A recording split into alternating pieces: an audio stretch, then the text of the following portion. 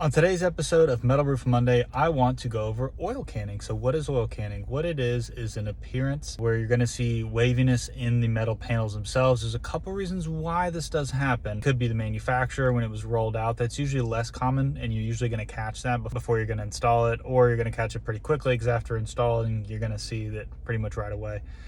Thermal expansion is going to be another reason why that happens. Just through expansion and contraction, it's going to start to show the waves.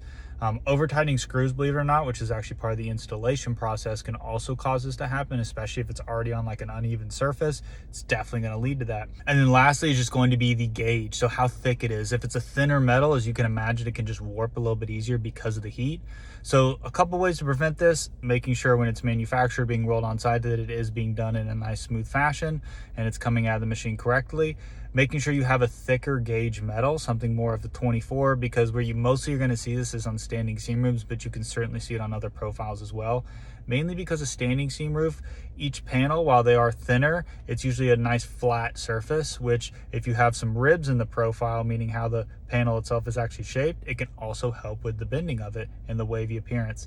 So those are just a couple ways you can definitely help. Obviously, making sure the screws aren't overdriven as well is going to be a great way to prevent this from happening. So if you do see oil canning, just know it's not necessarily something structural, but if you just put a new roof on, it's not something you really want to see either. So just a couple helpful hints to help it be prevented. Thanks for watching, guys.